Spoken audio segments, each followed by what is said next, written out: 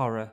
Let's face it, it's not an easy thing to get right in the world of gaming, but if used effectively, it can create fear, paranoia, isolation, even excessive sweating. However, the adrenaline rush caused by these experiences is addictive. The sense of dread and tension that horror creates can rarely be matched by any other cinematic niches. My name is Scaredy Matt and I'm here to talk about all things scary.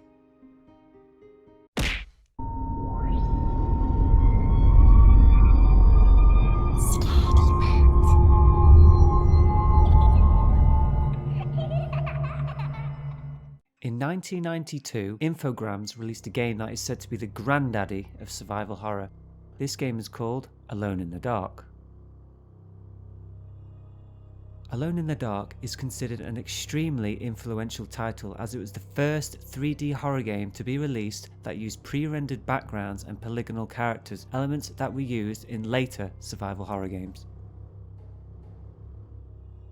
However, there is another survival horror game that has popped up on my radar recently. It was released in 1998 in Japan and a year later in some parts of Europe for the PlayStation 1. It was developed by the popular Japanese video game company Atlus and has gained a small cult following in recent years. This game is known as Hellnight, or Dark Messiah in Japan. Hellnight is a first-person survival horror game set in Tokyo. The game opens up with a symbiotic creature which escapes an unknown facility and horrifically attacks a scientist. It then switches to a city scene where the protagonist is being pursued by cult members but escapes on a nearby train.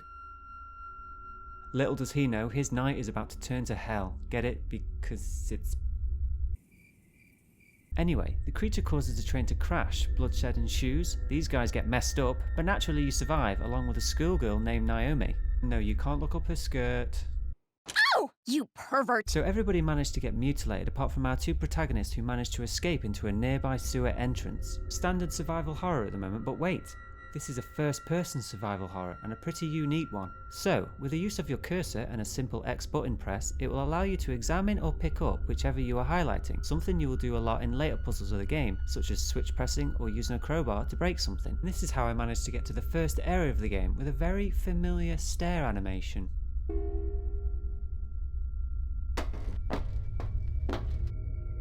So the first area of the game is a sewer. Now where Hellnight may lack visual flair, be it the slightly unattractive environments or strangely drawn characters, this game makes up for it with the audio, and it's one of the main reasons my heart was thumping every time I played it. Take a listen.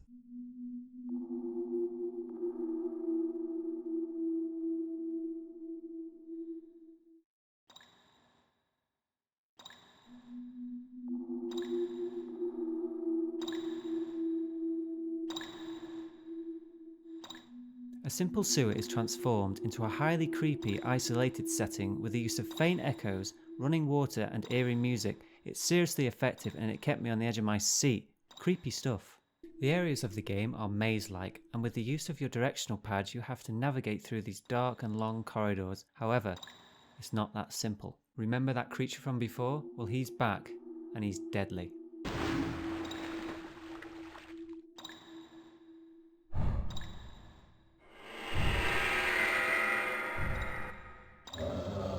Yes, the Tyrant lookalike drops in and he ruins my pants. They're not looking like much at this point. This is the most intimidating, persistent badass I have seen in a long time. All you can do is run, and the survival aspect really ramps up from here. This son of a bitch does not give up. From now on you have to be careful, because he can be waiting behind any corner, breathing his mutated arse off whilst you progress through the game.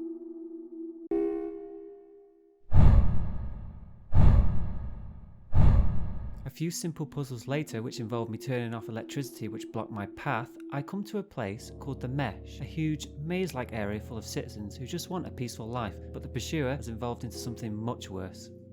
He's now faster and even more deadly, and did I forget, he can kill you and your companion in one hit. It's bloody terrifying. If he catches you once, your companion is down for the count, twice, and it's game over.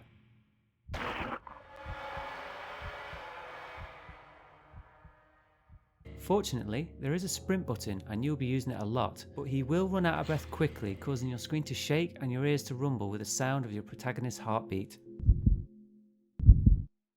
All you have at your disposal is a useful map and a compass to help you navigate, so no weapons and no health, just you and your average sprinting legs while being constantly and violently chased. It's no picnic, it's survival horror at its finest, and it's fantastic.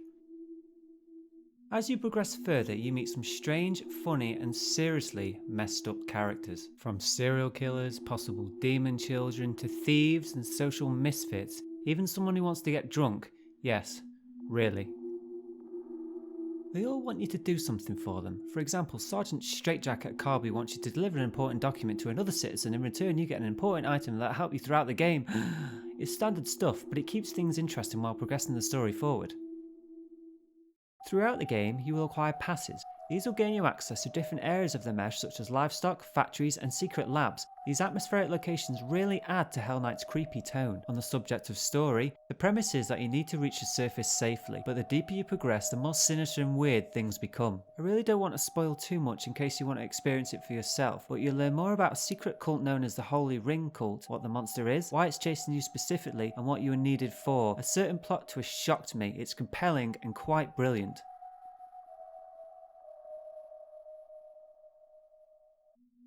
Your companions are different people you can bring along, and this is the main highlight of the game. Not only do they help guide the storyline, but they can also help you in tight spots with the creature. For example, Naomi is a mind reader. She can detect where the monster is or if it is near. On my playthrough, I had Naomi, and she was little to no help except when she had a feeling something was there. To be fair on her though, she was right.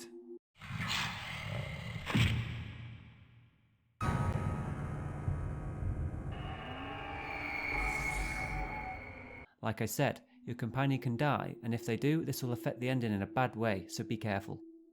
But it's not all smooth sailing, and there were a few things I wasn't so keen on. Backtracking, for example, became slightly tiresome in the latter half of the game, especially where Leno was involved. So I am tasked of finding 2 thieves. I obtained the research area pass which is needed to progress and find the first thief. After finding the first thief hidden in a bloody box, Leno would turn up, thank us, and then ask us to come all the way back to his office just to get the red card which is needed to progress further.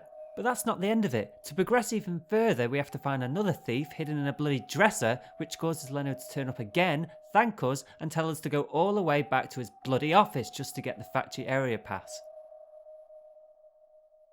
Why couldn't he give us both passes there and then instead of making us go all the way back? Time wasting and this is all whilst trying to evade the monster. Luckily, save points are frequent. There just isn't much to the game apart from running, hiding and simple quests. I enjoyed it, but I can understand if people are put off by this.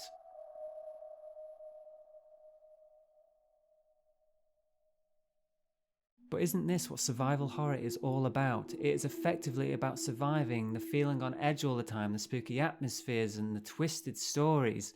If you enjoy all those, you will enjoy Hellnight. It's a unique experience, and nowadays first-person survival horror has come back in a big way, from Outlast to the new Resident Evil.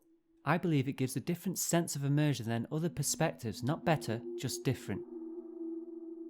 I love Silent Hill as much as the next person. Lower your pitchforks. Survival horror is here to stay, and I am extremely happy about that, as long as they don't make this crap again. From what I've played from other upcoming horror games of 2017, I think we're in for a treat. I'd just like to say a huge thank you to Games You Loved for letting me share this video with you all. Thank you guys, you are awesome.